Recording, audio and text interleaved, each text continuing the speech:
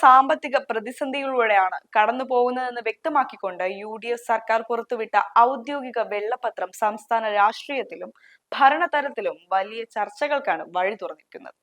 സംസ്ഥാനത്തിന്റെ ആകെ കടബാധ്യത 5.07 ലക്ഷം കോടി രൂപയായി ഉയർന്നു എന്ന ഞെട്ടിക്കുന്ന കണക്കുകളാണ് ഈ റിപ്പോർട്ടിലൂടെ ഇപ്പോൾ പുറത്തു വന്നിട്ടുള്ളത്. മുൻ മുഖ്യമന്ത്രി പിണറായി വിജയന്റെയും മുൻ ധനമന്ത്രി KN ബാലഗോപാലിന്റെയും കാലത്ത് ട്രഷറിയിൽ വൻ തുക മിച്ചം വെച്ചാണ് ഭരണം കൈമാറിയതെന്ന വാദങ്ങളെ പാടെ പൊളിച്ചിടുന്നതാണ് വെള്ളപത്രത്തിലെ പുതിയ സാമ്പത്തിക സൂചികകൾ. 2025-26 സാമ്പത്തിക വർഷത്തിൽ ഏകദേശം 7 മാസത്തോളം ട്രഷറി നെഗറ്റീവ് ബാലൻസിലാണ് അവസാനിച്ചതെന്നും വർഷാവസാനം കാണിച്ച 5000-ലധികം കോടിയുടെ മിച്ചം കേവലം അവസാന നിമിഷത്തെ വായ്പകളും കേന്ദ്ര വിഹിതവും ചേർത്തുള്ള താൽക്കാലിക ക്രമീകരണങ്ങൾ മാത്രമായിരുന്നുവെന്നും റിപ്പോർട്ട് സമർപ്പിക്കുന്നു. ഈ സാമ്പത്തിക തകർച്ചയുടെ ആഴം വ്യക്തമാക്കാൻ വെള്ളപത്രത്തിലെ കൃത്യമായ പോളിസി പാരാമീറ്ററുകൾ പരിശോധിച്ചാൽ മാത്രം മതിയാകും. സംസ്ഥാനത്തിന്റെ ആകെ വരുമാനത്തിൽ 77 മുതൽ 80% വരെ ചിലവഴിക്കുന്നത് ശമ്പളം, പെൻഷൻ, പലിശ തുടങ്ങിയ നിർബന്ധിത ചിലവുകൾക്കായാണെന്ന് വിദഗ്ധ സമിതി ചൂണ്ടിക്കാണിക്കുന്നു. പൊതുജനങ്ങളിൽ നിന്നും നികുതിയായി പിരിച്ചെടുക്കുന്ന പണത്തിന്റെ ഭൂരിഭാഗവും വികസന പ്രവർത്തനങ്ങൾക്ക് വിനിയോഗിക്കാതെ ഇത്തരം അനുദിന ചിലവുകൾക്കായി മാറ്റിവെക്കുന്നത് ഒട്ടും ആരോഗ്യകരമായ പ്രവണതയല്ല.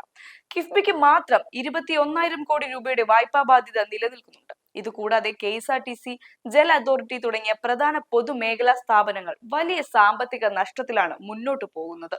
വരുമാനമുള്ള ബെവ്കോയും കടുത്ത നഷ്ടത്തിലുള്ള സപ്ലൈകോയും ഒരുമിപ്പിച്ച് മദ്യവിതരണത്തിനും അവശ്യ വസ്തു വിതരണത്തിനുമായി 2 പ്രത്യേക വിഭാഗങ്ങളാക്കി മാറ്റണമെന്ന നിർണായകമായ നയരൂപീകരണ നിർദ്ദേശവും ഈ വെള്ളപത്രം മുന്നോട്ട് വയ്ക്കുന്നുണ്ട്.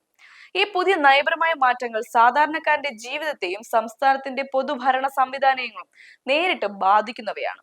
സർക്കാർ ജീവനക്കാരുടെ വിരമിക്കൽ പ്രായം ഓരോ വർഷവും ഉയർത്തുന്നതിലൂടെ വിരമിക്കൽ ആനുകൂല്യങ്ങളുടെ ഇനത്തിൽ മാത്രം സംസ്ഥാനത്തിന് ഏകദേശം 6000 കോടി രൂപ ലാഭിക്കാൻ കഴിയുമെന്നാണ് കണക്കാക്കപ്പെടുന്നത്.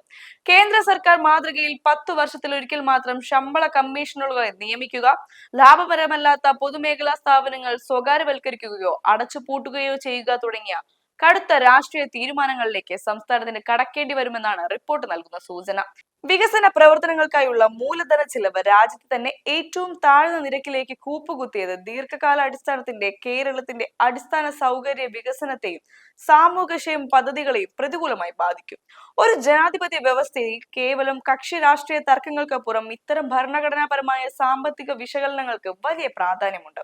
വികസന ആവശ്യങ്ങൾക്കായി എടുക്കുന്ന കടങ്ങൾ ഉൽപാദനക്ഷമമായ മേഖലകളിൽ വിനിയോഗിക്കാതെ അനുദിന ചെലവുകൾക്കായി മാറ്റിവെക്കുന്നത് വരും തലമുറയെ കടുത്ത കണക്കിടിയിലേക്ക് തള്ളിവിടും. സുതാര്യമായ ഭരണ നിർവഹണവും കൃത്യമായ ആസൂത്രണവും വഴി മാത്രമേ ഇത്തരം ധനപ്രതിസന്ധികളിൽ നിന്ന് സംസ്ഥാനത്തെ കരകയറ്റാൻ സാധിക്കുകയുള്ളൂ. അതുകൊണ്ട് തന്നെ പാർട്ടി താല്പര്യങ്ങൾക്കപ്പുറം ഇൻസ്റ്റിറ്റ്യൂഷണൽ അക്കൗണ്ടബിലിറ്റി ഉറപ്പാക്കാൻ ഭരണാധികാരികൾക്ക് ബാധ്യതയുണ്ട്.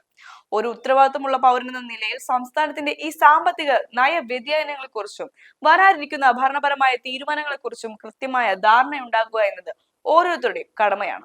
ഈ വിഷയത്തിൽ നിങ്ങളുടെ നിർണായകമായ അഭിപ്രായങ്ങളും നിർദ്ദേശങ്ങളും താഴെ കമന്റ് ബോക്സിൽ രേഖപ്പെടുത്തുക. ഒപ്പം കൂടുതൽ ആഴത്തിലുള്ള രാഷ്ട്രീയ നയ വിശകലനങ്ങൾക്കായി ഈ വീഡിയോ മറ്റുള്ളവരിലേക്ക് പങ്കുവെക്കുകയും ചെയ്യുക.